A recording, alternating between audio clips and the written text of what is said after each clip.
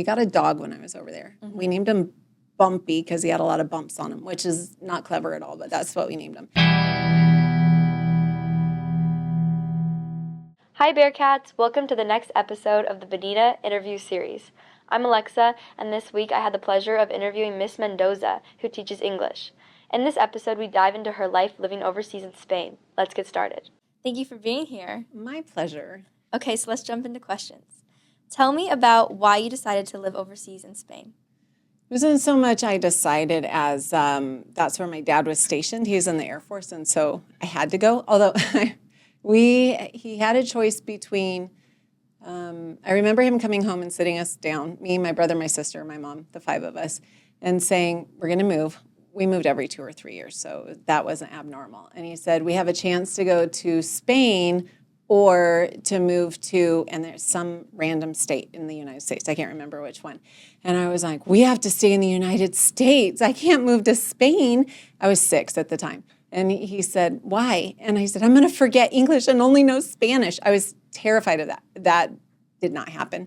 But if you serve in the military, at some point you will most likely do a stint overseas, especially if you're in for a career military, which my dad was. So it was his turn to rotate, and we thought it would be really cool to go to Spain because kind of look into our Mendoza family heritage stuff, which we got to do when we were over there a little bit. And my dad knew the language, so that was a place to go. It was really cool. Yeah. Wow, I didn't know you moved there at such a young age. Yeah. Yep. So when you did move there, did you live on like a farm, like in a house, apartment? Oh, nice. No, I lived on in base housing. Okay. So there was the actual Air Force base, Torrejon, just outside of Madrid, and then kind of separate from there were these quadplexes and duplexes that they were about maybe a 20-minute drive from the Air Force base, and so a lot of people lived out there, and it was called the Royal Oaks. So it was oak trees everywhere. So we lived out there. We moved there when I was 7. I lived there 7, 8, 9, 10 years old, and we lived off base in housing. This is kind of interesting, in housing that the Spanish themselves said, "Oh no, we can't use that as like housing for people in need," but the military, I don't know if you should put this in, but the military was like, yeah, put our people in there, it's fine. So anyway, we lived in the Royal Oaks, and quadplex. We had our own school, our own Department of Defense runs the schools. So we had went to an American school for 2 of the years, and then, it wasn't a military school, but it's run by the military, so. But then the 3rd year I was there, I went to a school that was not on base, so not run by the military, and it was mostly for families that were living over there full time, like they were missionaries and missionary kids, or lived over there for like business reasons or whatever. And so it was a very small private school that I went to the 3rd year I was there. So you lived there till you were 10 years old? Mm-hmm. Yep. Okay, and to your remembrance, what was like the biggest culture shock that surprised you from moving from here to there? Oh, it's magical. The biggest culture shock moving there was literally you'll be driving down the highway, the freeway, the autopista, and there's a castle. Like right there, there's a castle. And really? Then you would drive farther, and there's a castle. And so some of them are in ruins, and you can get out and kind of climb through them, whatever. But some of them have been redone into paradors, which are hotels. Or some of them are kind of like museums that you can walk through and see. So, but there's castles everywhere, and we of course don't see that here.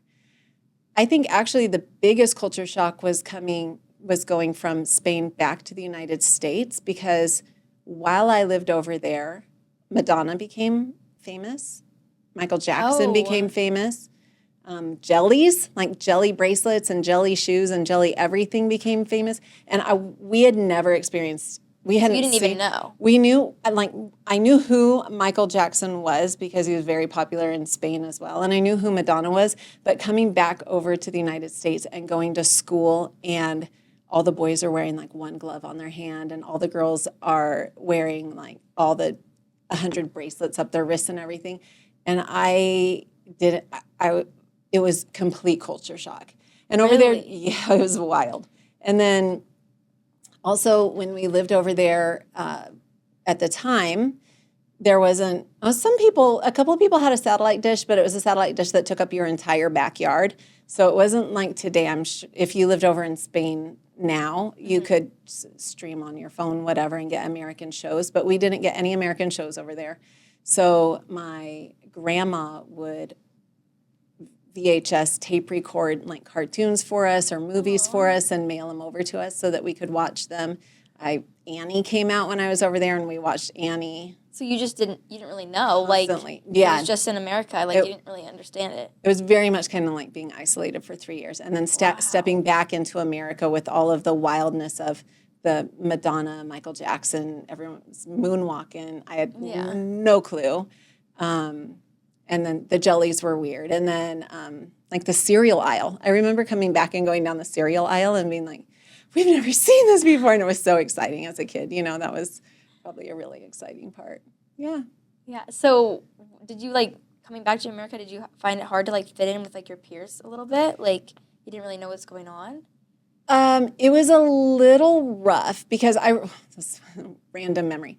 I remember my first day of school back in the United States. We were going around, and the teacher was saying, where are you from? He didn't say, like, where were you born or where. He just knew I didn't go to school there the previous year. So he said, where are you from? And I said Spain because that's where we had lived last.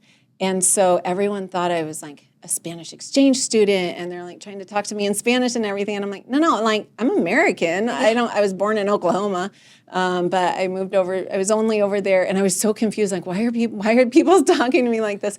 And so, but I think I jumped in. The one thing about being the child of somebody in the military and moving so much is that you have to adapt, and you have to be okay with change, like, really quickly, because that is your life. We went, you move every 2 or 3 years. You're almost constantly the new kid in school. I went to 8 different schools, K through 12, so I was almost always the new kid. So it was a little more maybe than coming back to America and being the new kid, but I was just, like, I went to 3 different high schools. I was always the new kid, and it was... The 4 years, you went to 3 different high schools. In 4 years, I went to 3 different high schools. Yeah. So always being the new kid, you just learn to adapt really quickly. Yeah. And roll with it. So I did. Yeah. So were there any, like, habits that you, like, acquired living in Spain that you just, like, took with you back to America that you never, like, shook off? Yes. Okay.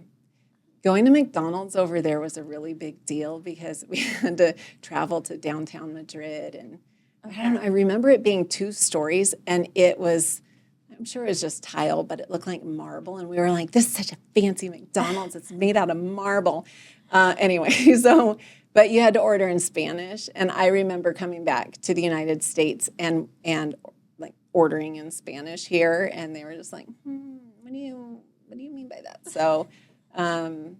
having to adapt, bringing that back over, but I can't think of, that was kind of the biggest thing, is that some things we were used to saying in Spanish just And you just come back and, like, you would speak in Spanish. And for certain things. Be like, what are you saying? Exactly. I actually have heard, though, that a lot of different McDonald's chains around, like, places in Europe are, like, way nicer than here. Yeah. Like, they take, like, and, like, different food, too, that they sell. It's different food. Yeah. Fine dining. Yeah. Not really. Not fine dining, but sometimes they have, like, desserts and stuff, Yeah, like, especially in France. Yeah. So how was the currency different there? Like, with housing and food, how did you find that it was different from America to Spain? I didn't have to buy my own stuff very often, so, but of course their currency has their monarchy and other people on it, so that was different, and it's more colorful than ours. It's not just green. Yeah. So that was pretty cool. I remember we got a dog when I was over there. We named him Bumpy because he had a lot of bumps on him, which is not clever at all, but that's what we named him. And my parents told us, if we get this dog, you guys have to pay to fly him back to the United States when we move, and we're all on it. And so after that, we were collecting all of the coins, all of the Spanish coins we could find, and putting it in a piggy bank that said Bumpy's Bank across the pig's butt, whatever. And so we were saving all the Spanish coins we could. And so the 100 is like basically $1, I guess. And finding those was the biggest deal because it was the most money, and putting it in Bumpy's piggy bank so that we could bring him back to the United States. That's and we awesome. and we taught him his I guess that's another thing is for Bumpy, even though like we all spoke English over there, of course, but we gave him commands in Spanish. So we would tell him to like siéntate or whatever, or to come here, ven aquí, or whatever. So we would teach him all of those in Spanish. So even when we came back over here, we're like, our dog's bilingual, whatever. Did you like adopt him there? Did you like breeder or No. like he was honestly the best dog that ever lived in human history, Bumpy. But somebody brought like a box of puppies into where my dad was a dentist, so into the dental clinic, and was like, we found these dogs on the side of the road and they were abandoned. And so my dad's like, oh, my kids are going to love this, and brought him home. And it was kind of sad. I remember him walking in with a box and saying, I have a surprise for you, right? And he put the box down and it tumbled over, and Bumpy rolled out. He was a German short hair pointer, for sure not purebred, but a German short hair pointer. And because they had found him wherever they found him, abandoned, he had ticks all over him. He had worms, so we had to be careful with all of this, and so he was in bad shape, but we cleaned him up and took good care of him. And he was the best dog that ever lived. Yeah. That's amazing. Yeah. Okay, so now talking about food, what was the food like there, and what was your favorite? Oh my goodness, I love all of it. Paella is the number one. Paella is amazing. And so that was kind of a big treat. There was a rib house that we would go to that was right off of the Air Force Base. I remember eating there and thinking it was fancy because they had the water bowls on the table that you would wash your hands with. And then, I don't know. That's probably not, to a little kid's brain, that's fancy. I remember, this isn't necessarily like Spanish cuisine, but we would go downtown, and there was a place that took oranges and lemons and cut off the top and scooped everything out and made a sorbet and then served it. Yes, I've seen those. Yeah, served it back inside of it. But we would go, so this is way different than American culture. We would go tapas hopping, which is it's like bar hopping. So in Madrid, all of the different bars specialize in a different kind of, I guess, finger food appetizer, tapas. Oh, okay. By the way, if you've never been to Viva Madrid in Claremont, it's like walking in. I've never been. Oh, you have to go. It's like walking into a tapas bar in Spain. It's amazing. Yes. In like downtown Claremont? In downtown Claremont. Yeah, it's kind of by the record shop in there. But so every bar in Madrid kind of has a different specialty. Mm-hmm. So like garlic shrimp or oxtail soup, or so many different things, different breads, and paella as well, but that's a bigger dish, not a tapas. But so you would go to one bar and eat something, and then you would hop tapas, like go to another bar and eat that. But it's not abnormal over there to have kids in the bar with you. So like the kids just kind of play underfoot, and the adults eat, drink, we ate food. So we did that a couple of times, and that was really cool. So now I want Viva Madrid. That's awesome. Yeah. So you talked about how it was a culture shock to come back to America and kind of fit in, but was it easy to meet people when you moved to Spain? So that's another thing about living on an Air Force base or base housing, because everybody's like, there's constantly people coming and going, and especially in the summer, they try to move families in the summertime so that the kids are there for during a whole school year and don't have to move in the middle of the school year. Yeah. So just as soon as you move to a new, you get transferred to a new base, you just go play outside. And then immediately all the kids are always outside, and you make friends. Meeting all the kids that live there too. you meet, so some of them are new, some of them have been there.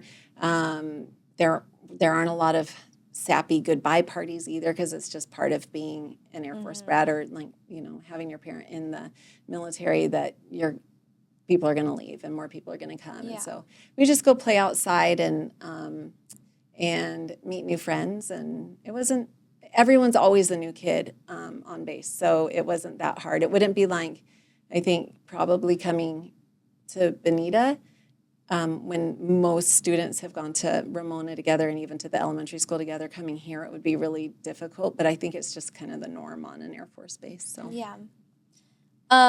So what do you miss the most about it? And would you have liked to spend more time in Spain? Yeah, what do I miss the most? You know what I miss the most is it was really idyllic. Like, it was the best 3 years of my life. So it was like it was just us, the nuclear family. My mom, my dad, my brother, my sister, me, Bumpy. Bumpy was there, of course. And we weren't distracted by anything. Like, most families there didn't even have a landline, a phone hooked up.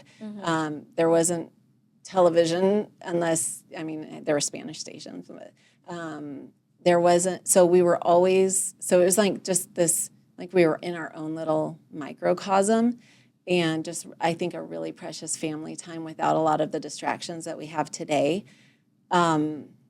I really missed that. That was cool. And my dad was really just really adventurous, and like he didn't mind taking time off, and he would take time off. And I feel like every other weekend he was like, "Kids, get in a station wagon. We're going exploring." And we drove all over. We went to Portugal, France, Germany, Switzerland, Wow. England. We went. Other people didn't leave the base; they were afraid, but we were there, and we were going to see it all, and we did. We just drove and camped and stayed everywhere and saw. So it's really like a once-in-a-lifetime experience. It truly was. With your family, too. With our family. And so, like, now, when you think about holidays, and it's like, oh, we have to go here, and we have to see grandma, but we can only stay for this long because we have to go to, whatever. And it's just so much. So just being the nuclear family for that 3 years was awesome. And then I think I missed that. But we're going back this summer. Oh, awesome. My parents are older. And so before they can't travel as easily, my brother, my sister, my mom and dad and we're going back this summer. So we're awesome. Yeah. Just like you guys? We're going, just us, and then we are going to the places that meant a lot to us when we were there. Aww. So, which is kind of, some of them are the places that anybody who goes to Spain would probably visit, but there are places that mean something more specifically to us that would kind of maybe be off the beaten path. So, like, one of them is the castle. In Spain they don't pronounce their Z's. Like, here, my name is Mendoza, but over there I'm Mendoza. So they say there is Z's as a TH, right? So we went to this castle called Manzanares El Real, which is like apple something. I don't know. So we went and visited there, and we signed into the guest book, and the docent or whoever was running this place said, "Mendoza?" And my dad's like, "Yeah, we're the Mendozas." And he's like, "You are the royalty of this castle." And let my brother and I sit on the king and queen's throne. And I'm like, "That's right, I'm royalty." And so, it's not probably on the top 20 list of things to see in Spain, but we're definitely going there. Try and recreate the. That's so cool. We'll try and recreate the picture if he'll let us sit on the throne again or not. But so we're gonna go. Yeah, we're gonna kind of home base in Madrid and then go out on day visits from there and just try and. Are you going for a few weeks? We're about 2 weeks. Okay. Yeah. Okay. And our last question is, for anyone that's planning on doing maybe a study abroad program or exchange students, would you recommend, especially to travel to Spain and spend that year away from family sometimes and going out and like creating a new life? Would you recommend that? 100%. Go anywhere. I don't know the language. Who cares? Get one of those headphone things you can put in that translates as Yeah, my you're dad just listening. got one of those. It's really cool. That's It works. amazing. Yeah. But I don't know the customs. Well, you'll learn them. It's totally fine. There's there is so much to be said about experiential learning, and then of course if you move overseas, it is a giant experience, and just seeing cultures and languages and people that are just different than you are. It's irreplaceable as an experience, and I would tell anybody. I mean, there's so many different travel abroad programs. My daughter's been able each summer of college to go over for. Like last summer, she was in Vietnam for 2 months. She's been to Malaysia, Bangladesh, all of these other places. And then this fall, she's moving to North Africa for a year. Awesome. To teach over there. And I love that spirit in her. And I was like, yes, I love that, because every experience just changed her so much. And there's nothing better. So yes, 100%, everyone should go. Be afraid. It's okay. Be afraid or be nervous or whatever, but go and do it, because it's incredible. Yeah. Well, thank you so much. Thank you for joining us. You're very welcome. Thanks for tuning in. We hope you enjoyed getting to know Miss Mendoza and her life in Spain. Stay curious, Bearcats, and join us next week for another interview.